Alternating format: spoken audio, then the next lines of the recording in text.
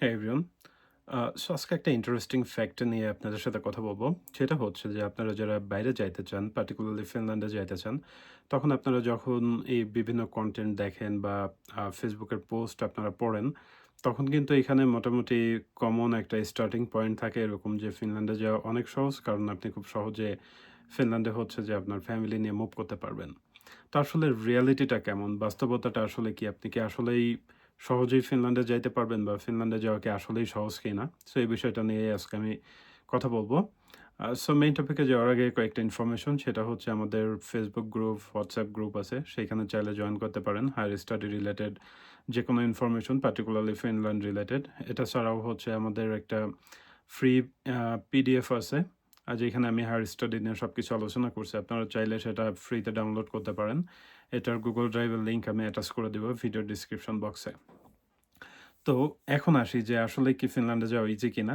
আমি নিজে গেছি প্লাস আ যাওয়ার পরে আমি স্টুডেন্ট ফাইল প্রসেস করছি এবং আমার মাধ্যমে মোটামুটি 60 প্লাস স্টুডেন্টস এখনো পর্যন্ত ফিনল্যান্ডে গেছেন। এর মধ্যে অনেকেই সিঙ্গেল স্টুডেন্ট ছিলেন, অনেকেই ফ্যামিলি নিয়ে গেছেন, অনেকেই আবার 100% স্কলারশিপ বা ফিনল্যান্ড গভর্নমেন্ট স্কলারশিপ নিয়েও ফিনল্যান্ডে গেছেন। সো এই যে মানে লং বা বিগ একটা এক্সপেরিয়েন্স সেটা থেকে আসলে আমি আপনাদের সাথে বিষয়টা শেয়ার করব। বাট আনফরচুনেটলি এই যে আমি যেটা বলতেছি যে এতজন স্টুডেন্ট গেছে এর মধ্যে কিন্তু আমার সাকসেস রেট 100% ছিল না। পার্টিকুলারলি এখনো পর্যন্ত ৩ জন হচ্ছে নেগেটিভ ডিসিশন পেয়েছেন। বাট আনফরচুনেটলি ২ জনের ক্ষেত্রে আসলে ভ্যালিড রিজন ছিল। লাস্ট যিনি নেগেটিভ ডিসিশন পেয়েছেন এটা আসলে আনফরচুনেট ছিল। এনিওয়ে মেইন টপিকে আসি যে আসলেই কি ইজি কিনা? তো এখানে যেটা হয় যে আপনি যখন আসলে ফিনল্যান্ডে এপ্লাই করবেন, obviously ফিনল্যান্ডের রিসার্চ ইউনিভার্সিটিগুলো আপনারা যারা মাস্টার্সে এপ্লাই করবেন, ওইখানে ইউনিভার্সিটিগুলো ওয়ার্ল্ড র্যাঙ্কিং এ ভালো পজিশনে আছে। সো অবশ্যই তারা হচ্ছে কিন্তু স্টুডেন্ট সিলেকশন প্রসিজারটা অনেক rigorous করে। মানে আপনি এপ্লাই করলে তাদের IELTS স্কোর মিনিমাম 6.5 সাবমিট করতে হবে। আপনার ভালো একটা জিপিএ থাকতে হবে।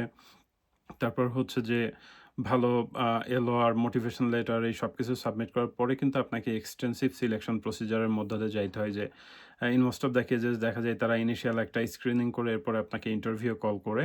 মানে হচ্ছে লেটস সে আমি যে ডিপার্টমেন্ট থেকে পড়ছিলাম ফার্মাসিউটিক্যাল রিসার্চ ইউনিভার্সিটি অফ হেলসিঙ্কিতে। সো এখানে দেখা যায় যে সিট আছে আপনার এখন মনে হয় ৩০ টা মতো হইছে। বাট ওটাতে অ্যাপ্লিকেশন পড়ে ৫০০-৬০০ পার ইয়ার। তার মানে দেখা যাচ্ছে যে মোটামুটি যে সিট সংখ্যা আছে তার চেয়ে অনেক গুণ বেশি অ্যাপ্লিক্যান্ট পড়ে এবং তার মধ্য থেকে মাত্র এই ৩০ জন স্টুডেন্টকেই তারা চুজ করবে এবং হয়তো ৪-৫ জনকে স্কলারশিপ দিবে। সো এইখানে আপনি একটা সিট পাইতে গেলে কিন্তু আপনাকে অনেক বেশি কম্পিটিশন এর মধ্য দিয়ে যাইতে হচ্ছে।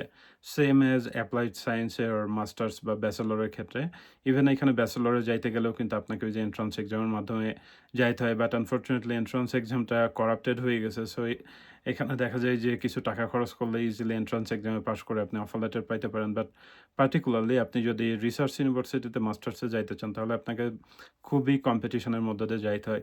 লেটস সে আপনি যদি ইউকে বা অস্ট্রেলিয়া বা কানাডাতে এপ্লাই করেন, আপনার যদি টাকা থাকে তাইলে আপনি ইজিলি যাইতে পারবেন। পার্টিকুলারলি আপনি খুব সহজেই কিন্তু একটা অফার লেটার পেয়ে যাবেন। কারণ ওদের প্ল্যান হচ্ছে যে আমাদের টাকা দরকার। এইজন্য এপ্লাই করলে আপনি মিনিমাম রিকোয়ারমেন্ট ফুলফিল করলে in most of the cases আপনি হচ্ছে অফার লেটার পাবেন। এনিওয়ে তো এই যে ইউনিভার্সিটিতে এপ্লাই করে সিলেকশনের পরে কিন্তু আপনাকে ইউনিভার্সিটিতে এপ্লাই করার পরে আপনাকে আম rigorous প্রসিজার এর মধ্য দিয়ে কিন্তু যাইতে হয় যে আপনি যদি ওইখানে একটা সিট আপনার জন্য সিকিউর করতে চান। এটা একটা চলে গেল। তার মানে কিন্তু এখান থেকে বোঝা যাচ্ছে যে অফার লেটার পাওয়ার বিষয়টা বা সবাই যেটা বলে যে খুব সহজ, বিষয়টা কিন্তু তত সহজ না। কারণ একটা অফার লেটার পাইতে অনেক কাঠখড় পোড়ানো লাগে পার্টিকুলারলি ফিনল্যান্ডের ক্ষেত্রে। এখন আসি যে আপনার অফার লেটার পাওয়ার পরে ভিসা প্রসেসিং এর যে বিষয়টা এবং সত্যি কথা বলতে ফিনল্যান্ডের ভিসা প্রসেসিংটা অন্যান্য দেশের কি অবস্থা জানি না। বাট ফিনল্যান্ডেরটা অনেক বেশি ফ্লেক্সিবল এই ক্ষেত্রে। কারণ হচ্ছে যে পার্টিকুলারলি ভিসা প্রসেসিং এর বা রেসিডেন্স পারমিট যেটা বলি, এই প্রসেসিং এর ক্ষেত্রে কিন্তু ওরা যে জিনিসটা সবচেয়ে গুরুত্ব সহকারে দেখে যে আপনার ফাইন্যান্সিয়াল সাপোর্টটা ঠিকঠাক মতো আছে কিনা এবং ওই সাপোর্টটা যিনি আপনাকে দিচ্ছেন বা যেখান থেকে আসতেছে সেই রিলেটেড ডকুমেন্টস গুলা ওকে আছে কিনা। সো এইখানে ফ্লেক্সিবিলিটিটা হচ্ছে যে ওই লিভিং এর জন্য আপনি যে টাকাটা দেখাবেন, ওই টাকাটা কিন্তু আপনাকে যে কেউই স্পন্সর করতে পারে। এটা আপনার ফ্যামিলি বা ব্লাড রিলেটেড কেউ কিন্তু হইতে হবে না। এটাই হচ্ছে বিগ অ্যাডভান্টেজ যে আপনার আপনার টাকা আছে, আপনার কোনো একজন রিলেটিভ ভালো পজিশনে আছেন, জব করতেছেন বা ভালো বিজনেস আছেন, আর তার ডকুমেন্টসগুলা ওকে আছে।